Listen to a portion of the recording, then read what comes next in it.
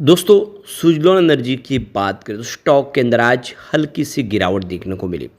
लेकिन इस गिरावट के बीच में भी अगर आप देखें तो सुज़लोन को लेकर ब्रोकरेज हाउस बहुत ज़्यादा बुलिश है और आने वाले समय में शानदार संभावनाओं की उम्मीद कर रहे हैं।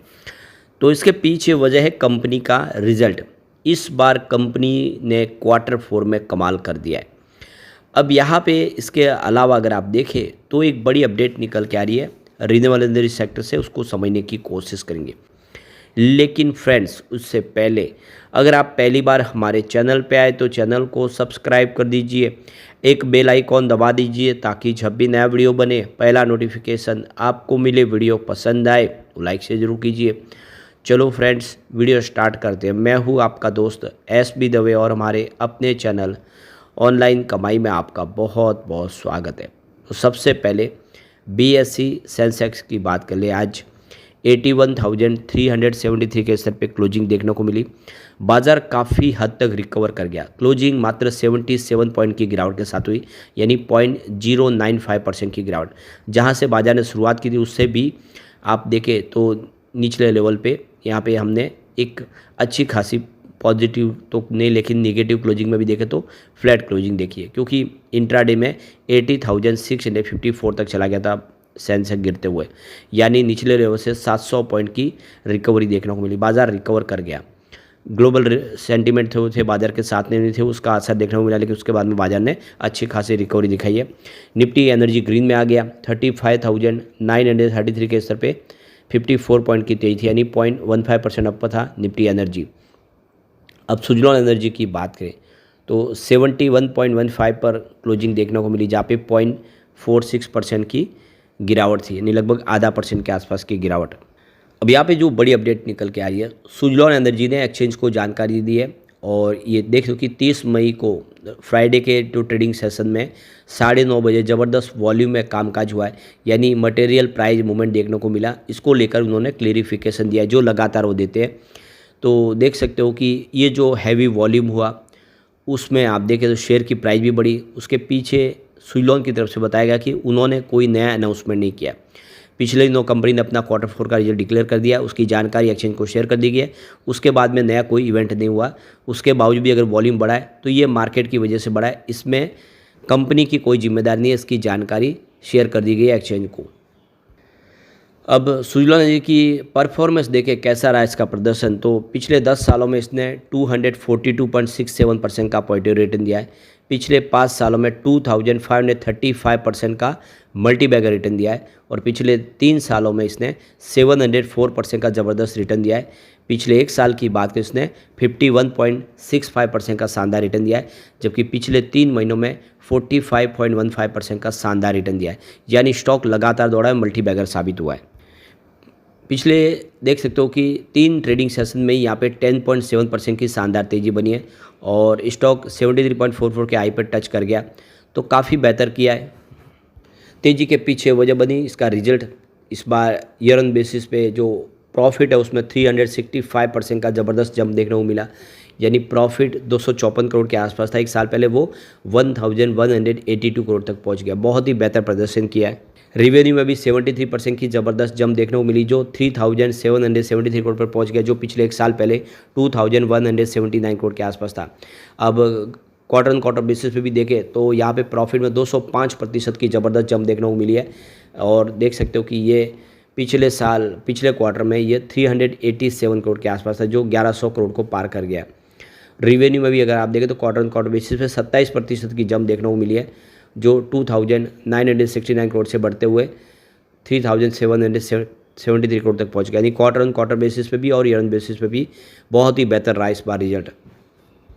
और जैसे बिजनेस बढ़ा उस हिसाब से खर्च भी बढ़ा। 3274 करोड़ तक पहुंचा खर्च, जो पिछले 1 साल पहले 2611 करोड़ के आसपास था और क्वार्टर 3 में 1927 करोड़ के आसपास था। अब यहाँ पे सेगमेंट वाइज इसका प्रदर्शन देखें तो विंड टर्बाइन जनरेटर का जो इसका बिजनेस है उसमें रिवेन्यू 3142 करोड़ के आसपास पहुँचा है, जो देख सकते हो कि पिछले साल 2336 करोड़ के आसपास था और क्वार्टर 3 में 1532 करोड़ के आसपास था, यानी इनका जो WTG का बिजनेस है वो भी बहुत बेहतर किया है। फाउंड्री और फोर्जिंग रिवेन्यू देखें तो 168 करोड़ के आसपास पहुंचा है, जो पिछले एक साल पहले 146 करोड़ के आसपास था और Q3 में 158 करोड़ के आसपास था। तो फोर्जिंग और फाउंड्री का बिजनेस भी काफ़ी अच्छा किया है। ऑपरेशन और मेंटेनेंस सर्विस का बिजनेस देखें तो उसमें रिवेन्यू 591 करोड़ के आसपास पहुंचा है, जो पिछले एक साल पहले 580 करोड़ के आसपास था और Q3 में 574 करोड़ के आसपास था। यानी ऑपरेशन और मेंटेनेंस का जो सर्विस का बिजनेस यानी OMS का बिजनेस वो भी काफ़ी बेहतर किया है। इस बार कंपनी ने 4 करोड़ की अदर इनकम भी बताई है।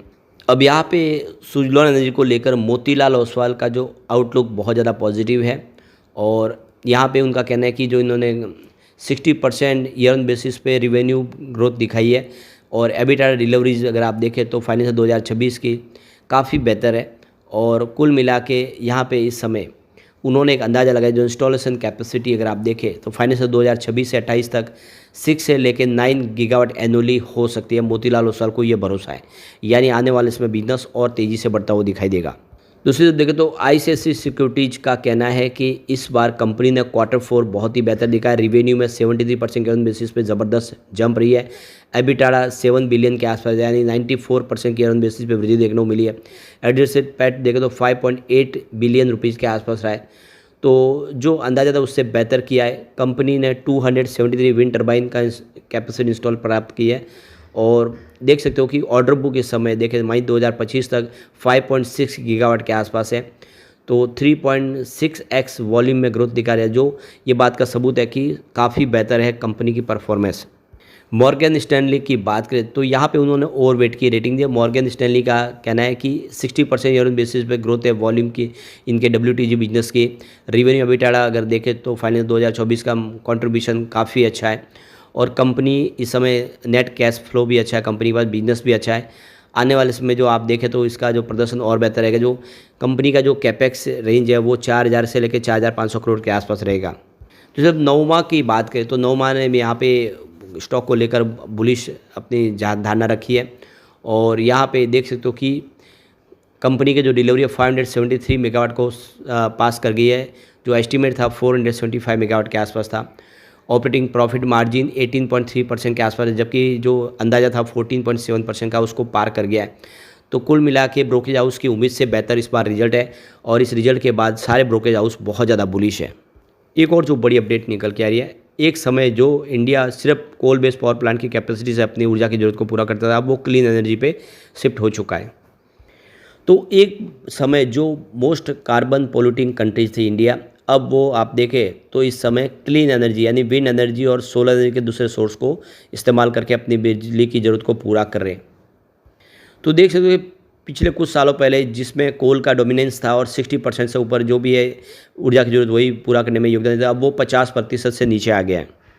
इस साल आप देखें तो 30 गीगावाट की नई क्लीन एनर्जी ऐड की गई है। तो इंडिया की सरकार की जो कोशिश थी वो रंग लाई और अब सरकार की कोशिश के बाद में लोगों का भी रुझान पॉजिटिव हुआ है रिन्यूएबल एनर्जी को लेकर और उन्होंने भी यहाँ पे ज़्यादा से ज़्यादा रिन्यूएबल एनर्जी को अपनाने का फैसला कर लिया है।